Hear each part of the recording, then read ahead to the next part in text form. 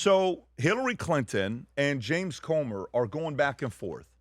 And this is the tweet from 23 hours ago that got 14 million views. For 6 months, we engaged Republicans on the Oversight Committee in good faith, and we told them what we know under oath. They ignored all of it. They moved the goalposts and turned accountability into an exercise on distraction. So let's stop the games. If you want this fight, James Comer, let's have it in public. You love to talk about transparency. There's nothing more transparent than a public hearing, cameras on. We will be there. Straight up, Hillary Clinton. President Trump comes back and says he doesn't like the fact that it bothers me. Rob, I think you got a clip on this one. If you want to play it, go for it. But it bothers me that somebody's going after Bill Clinton. See, I like Bill Clinton. I still like Bill Clinton. What do you like about him? I liked his behavior toward me. I thought he got me. He understood me. Okay, so, and by the way, I think this is the interview they're doing for halftime Super Bowl, which he was actually impressed. He liked the interview, apparently, that they went back and forth. So, Jared, what do you think's going on over here with James Comer, Hillary Clinton, and the president? Well, first of all, I love the president's answer, right? What do you like about Bill Clinton? Well, I like that he likes me. Right? we knew that was the first answer. Yeah. And then he went deep with it. He was like, I feel like Bill Clinton really gets me. Yeah. And I'm like, they get deep. He then later on in that interview, he says that Bill Clinton was telling everyone you don't want to run against Trump. So Bill Clinton's also his campaign advisor, apparently. Look, I think what's going on with this, I have a lot of history with Comer. I used to be on the Oversight Committee during the Biden impeachment. Remember that? They were going to impeach Joe Biden, which they never did because Comer never found any evidence. He called me a Smurf once. So you guys have history, you and Comer. Yeah. I mean, like, I've been short, like, for 45 years, but this guy thought, like, oh, he's going to point it out, and somehow that's going to get under my skin. How tall is he? Tall? Is he a 6'5"? He's tall. I mean, and he's just a terrible chairman of oversight. He once said to me, I don't know if you know this, Jared, but I'm like the largest landowner in my county. And I was like, Mr. Chairman, we don't value people anymore and how much land they own. That's like an old metric. That we used to do. But where is he out of? Kentucky? He's out of Kentucky. Okay. His own colleagues don't have a lot of respect for him because of the failed impeachment. Just really embarrassed himself. But he's still the chairman. I'm told he's a fantastic farmer, so I'm happy for him. Value our farmers, love our farmers. But I'll tell you this: I think he's overstepped what's going on. Tell me why. And I think that's why the president's saying what he's saying. This is a really bad precedent for the Republicans. So you're now going to bring in a former president. Congress is going to bring in a former president in front of committee. You know whose antenna went up with that right away? Trump's. Trump's antenna went up with that. Not just Trump's, but maybe like Trump's kids, maybe like Trump's extended family, okay? Because I can tell you there are Democrats that are salivating at what Comer just did here. And this will be the Comer precedent. This will be the Comer legacy. And so when Jared Kushner or Eric or Junior or their kids are, sitting in Congress in depositions, they can blame James Comer for creating this legacy. And there are Democrats. It's not me, because I don't like this part. I think the weaponization of this is not what America is about, where we bring in our political opponents, and we try to use the official process. We're seeing it more and more, and this is what happens in Congress. It's like high school. One side escalates, and it's just more escalatory behavior. Do you think Comer and the president are speaking, and the president's saying to back off a little bit, or no? I don't think they're speaking directly, but I view the president's comments that he doesn't like what's happening to Bill Clinton. Okay, it's a shame, is what he said. I think that's a message to the people in Congress. Like, you do this, you understand. If Democrats take the House in November, there are very progressive chairmen that can't wait to use this precedent on the administration. Now, what if the other side says, what are you talking about, Jared? They put 91 felonies on the guy. They got him a mugshot. What could be worse than what they did to Trump? This is like 1/1000th of what they did to him. Trump actually says that in the interview. He goes on in that interview and he says, they did it to me. They tried to do it to me. And the funny, usually, Trump, who's, taking some retribution on some of those folks that did that, he doesn't have that towards the Clintons. He says Hillary's very capable in that interview. So he doesn't have it towards the Clintons. Why do you think? I think they've known each other a long time. Remember, they're both from New York, and I think Trump. Mutual respect. Mutual respect. But I think Trump's also a guy that, like, if he likes you, he likes you. And I think he likes Bill Clinton. But I think his team recognizes they may lose the House. And there's a lot out there, right? There's the Qatari plane. There's the UAE investment. There's all the crypto stuff. There's a lot there. And there's all the Epstein stuff. I mean, Trump's name, whether, there's evidence or not evidence, Trump's name appears more times in the Epstein files than Harry Potter's name appears in the 7 books about Harry Potter. Okay. And so, if this is where they want to go, this will come back to them in 11 months when Tom, Hakeem what do you Jeffries think? is the speaker. Well, discovery is a two-edged sword. And this is why big lawsuits with large corporations, usually they don't want to get to trial. They want to get to some sort of a settlement, because discovery can dig up other things and you go down other rabbit holes. I think there's something going on behind the curtain here, and for Hillary to say, cameras on, we want to be there. The question is, what does Hillary want to say for those cameras? What does she want to bring up for those cameras? And everybody, the one truth of the Epstein files, there's one simple truth, is that powerful people around the world have been trying to get their proxies and people in there to keep these from coming out. Now we see why. All the way from the royals in Britain to the top of prominent law firms in the United States, people resigning. And I don't think anybody, the timing is, Pat, don't you think timing is a little coincidental here? The Epstein files come out, the next drop, and suddenly the Clintons go from silent, kind of we'll bring them up in contempt, James Comer saying. We'll bring them up in contempt. Clinton silent, speaking through proxy, saying very little. The files come out, and she's like, okay, you want a hearing? Let's have a hearing. Get the cameras on. What are you saying, though, Tom? What are you saying? I think she's sending a warning to people, says, I could say things. We know things. We know things. Do you want to go down this? I think there's a piece of that. Because, by the way, Hillary is not in the files. There's no pictures with Hillary, right? Hillary is not a part of this. There are pictures with Bill. We've all seen them, right?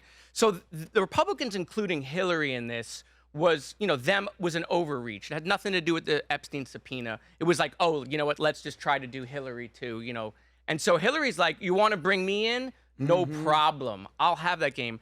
And what she wants is she wants to show that she'll come publicly. Hunter Biden did this too when they wanted to subpoena Hunter. He showed up to a hearing, and Republicans wouldn't let him talk in the hearing. Hillary wants the American people to see with the cameras. What Comer's been doing is he likes to do these depositions in a basement. And then he comes out mid-deposition to the camera and says, here's what's going on in the room, right? So he can set the stage. This is an old tactic. Both sides have used this when we do these depos. But in a public hearing, you don't have that. You also have, 20 Republicans, 20 Democrats. They're all asking questions. It's a very different, let me say, show than a deposition in a room that you then can go out to the American people and say, here's what happened in there. Jared, it's 2020 no matter who's a majority at the time? 20 Republican, 20 Democrat? The Republicans have more members. Because whoever has more seats gets more. Seats. So 25. I got it. 25 to 20. Vinny, where are you at with this? Tom, say what you're saying. Just in the modern news world, private hearings like that is a dirty business, whether you're Republican or Democrat, because intentional leaks come out and spin what's really being said, and the witnesses are bound not to speak. That's right. So you have to go to your private deposition. What a dirty move on both sides. It is. It's dirty on both sides. Can you choose to say, I don't want to do it private, I want to do public, or they force you to do whatever they want to do? That's what's happening. So for the last 6 months, they have been negotiating on just the format. That's the disagreement here. They negotiating is who? Clintons? Clintons with Comer. The lawyers have been negotiating a format, right? So, let me give you an example, because I've been in these negotiations before. So the Clintons will say, well, the subpoena's on Epstein. We want it, so the questions can only be on Epstein. No Whitewater, no history. Correct. And Comer will say, no limitations on topics. Well, the Clintons say, well, we're not going to agree to that, okay, because the subpoena's on Epstein. We're not going to talk about everything. And then they'll say, okay, you're going to get 3 hours with Bill Clinton, you're going to get 3 hours with Hillary. And Comer will say, no, I want unlimited time with both of them. Well, the Clintons are not going to agree to that either, right? And so this has been going on for 6 months. They've not been able to agree on how this will work. By the way, happens in every time they bring in a high-level witness, right? They subpoena someone. These are the negotiations that go on. And so I think Comer has moved the goalposts several times. Comer sent a demand letter to the Clintons. Okay, they originally didn't agree with everything, and then after this went back and forth, they eventually, after Comer said, well, then I'll hold you in contempt, then the Clintons came out and said, okay, we will agree to every request in your letter. Except. And then Comer said, well, I have some additional requests now. And then is this factual? What it's you're all saying? factual. It's all factual. But who has the leverage to make it private or public? Comer does. Comer does. Comer can make it private or public. The other side has to listen to it. Correct. Okay, Totally up to Comer. I got it. Vinny, go ahead. Well, there's so much to unpack, and I think going to the root of it, number one, all these people, all these powerful people, for the fact that they're saying Hillary has that type of attitude and that type of gall, that means everybody has some dirt on them at some point, Jared. You mentioned Trump. I have a feeling everybody at some point did something wrong. And in regard to these people, these powerful people, especially Bill Gates, emailing with your actual email. Bill Gates, how ignorant, number one, but what I think people are failing to understand or grasp, Jared, is the victims. All these millions and millions of files, the young girls or the young boys, we're finding out all the tunnels. I saw a video of a tunnel underneath Epstein Island that went to the water. There's a trap door that just went down to the ocean. Like it's freaking shark food. People aren't understanding that. The saddest part, that's it right there, Pat. That was in the house, from the back of the house. You just dumped the freaking body in there. Or what? Is somebody going to go skinny dipping in that? Does that look like a skinny dipping thing? I think it comes down to the kids. And I mean, now, and I mentioned this earlier, remember, and I know they want to call this the C word, back when Pizzagate, if you look at the tunnels and the underage kids and the pedophilia and all these people connected, it doesn't seem that far-fetched right now. So I feel like everybody has some type of dirt on them. Shame on every single one of them. God have mercy on their souls, because they're going to have to pay when it comes to these children, because nobody's talking about that. Yeah, but I saw photos of him biting a kid's butt, Pat, and I AI checked it 3 times. Epstein was around little children in pools, chasing little girls. And where are these people? Where are these kids, Jared? You know what I mean? No. First of all, this is why Congress took that vote and forced this stuff to come out. Good. Okay, like we were remove that. We were trying to force this stuff to come out because the victims do need justice. 100%. There should be justice for the victims. Epstein was the worst of the worst of the worst, and clearly, right, all of these people are in the files. Now, just because you're in the file doesn't mean you're guilty. Yes. Okay, but clearly some of these people were there. This idea that only Epstein did this and no one else, 0 people. Right? Yeah. Else participated. No one believes that. And Jared, how? So, and especially, great point, Jared. Once he was arrested for sleeping with underage girls and prostitution and Lloyd, whatever the case was, they're still hanging out with him. If, for instance, if God forbid Tom did something and had that type of conviction, I'm going to pray for him, but I will never hang out with him. I will never associate with him. I'm never going to his house. He's out of my life, Jared. I feel like you feel that way already. I think that's very hurtful. No. But Jared, you know what I mean? Like, that's the point. Like, these people kept these relationships. They kept going with him. They knew who he was. And, Jared, it seems like he was protected. And Florida, so you were here when, he got in trouble and all that stuff. Yeah, and then, I was here when Pam Bondi was the Attorney General here. Afterwards, right? yeah. And he got the sweetheart deal. How does that, okay? Jared, how does that happen, my brother? These are the questions that the American people on the internet have been asking. By the way, let me tell you this, what's so impressive. Rob, can you go to the poll you ran? Look at our audience. Our audience generally, lean more conservative, right? He runs a poll, and a poll says, do you want this hearing to be public or private? Look what the audience voted. Zoom in. 4,200 voted. 91% wanted to be public. So they're voting on the side of Hillary Clinton? They're voting on the side of, hey, we don't want to have anything kept from us. They want we the want to truth. hear what's going to be They said. want to hear it. That's what I want to hear. I'm with the audience. The American people have been. It's Epstein is a facet. It's obviously horrific, but it's a fascinating bridge of the political divide. Like, we don't agree on anything, but the American people agree everything should come out. 91% Adam. Okay, By the way, can I say something Rob, about that? Can you pull up that one email I just sent you? It's stuff like this that you realize. I just there you go. Watch this.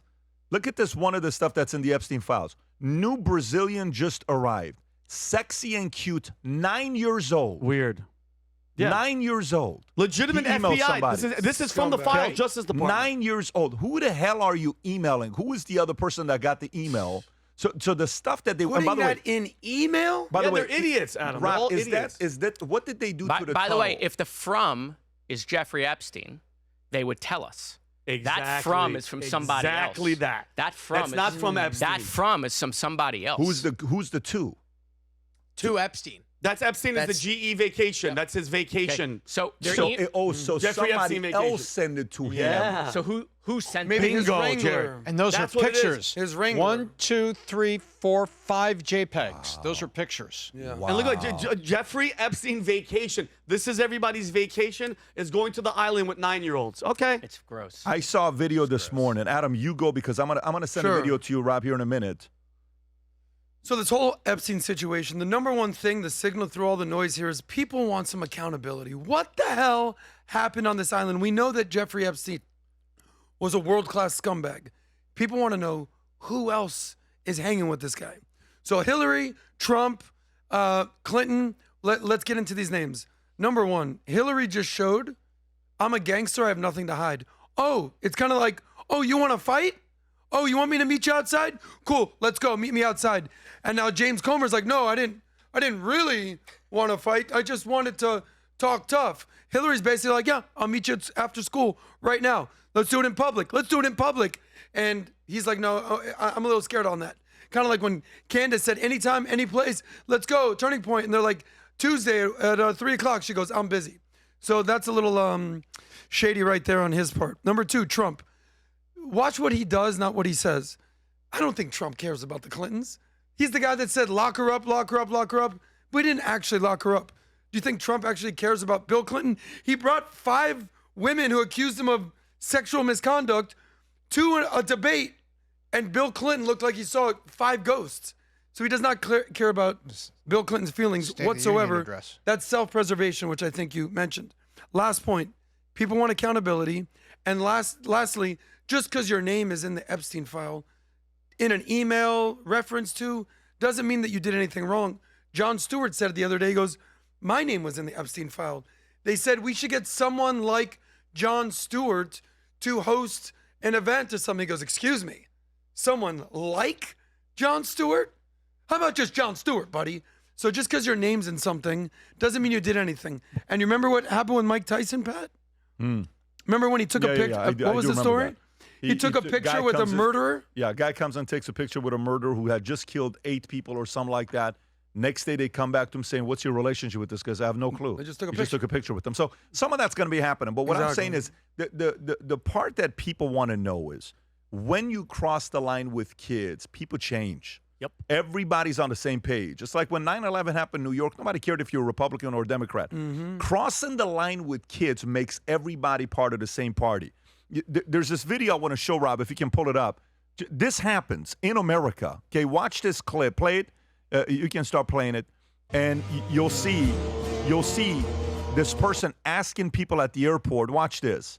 You said that you were on vacation, and now you're moving this small child to the airport. I thought you were on vacation. Do you have any comment about children that have gone missing that you've helped to escort across the country? We have footage here that a lot of these children don't know the sponsors that they are going to. What's going on? There's kids in the car here. And look what happens when the truck leaves. Excuse me. The bags are left. What's going on here? They're panicking, leaving. You can pause this video. Why am I showing this clip? Because you're now they're saying if you think for a second he doesn't have ties to the Mossad, selling intel, and then there was a bunch of stuff with Putin. You said the amount of times that Trump's name is mentioned more than Harry Potter in Harry Potter's 8 books. But you hear how many times Putin is mentioned, how many times, the names with Russia and Mossad. This is happening. People want to know what's going on. I don't think people care where it's coming from. If it's us, let's find out. If it's Mossad, let's find out. If you're watching this and you want to insure yourself, do yourself a favor and go buy the shirt allegedly.